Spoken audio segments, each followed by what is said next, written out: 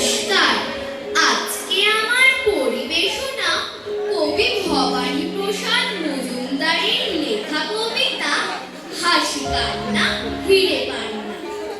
পড়ার সময় হঠাৎ খোকা বইটা বুকে ধরে হা হা হো হো হি হি করে উঠল বেশি জোরে। মা বললে, মাথাটা তোর খারাপ হলো নাকি? সাত সকালে খোকার মতন হাসার কারণটা কি? বললে খোকা, মোটেও বোকা নই তো আমি বাবু। কারণটা না বুঝেই নিচে আমার উপর রাগো। এই দেখো ঠিক বইতে লেখা, কাজের ফাঁকে ফাঁকে প্রাণ ভরে রোজ হাসলে জোরে স্বাস্থ্য ভালো থাকে।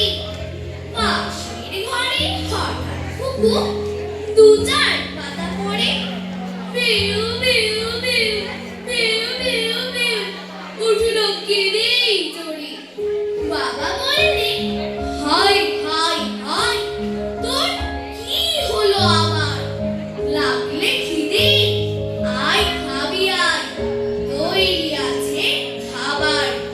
রেগেই কুকু বললে, আমি ভাবছো পেটুক মেয়ে, কাদার কারণ শুনবে নাকি? এই দেখো চোখ চেয়ে